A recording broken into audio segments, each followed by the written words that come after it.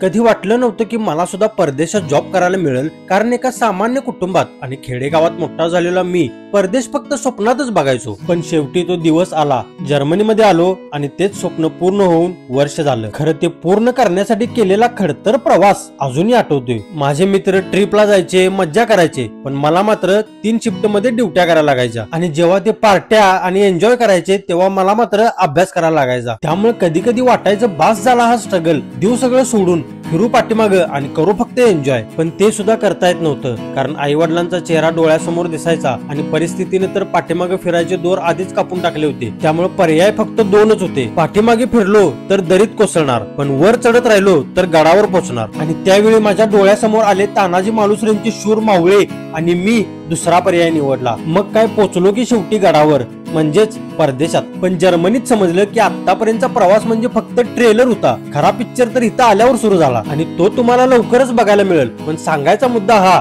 की आयुष्यात तुम्हाला एक चांगली गोष्ट मिळवायची असेल तर त्यासाठी 10 इतर गोष्टींचा त्याग करण्याची तयारी नक्की ठेवा. कारण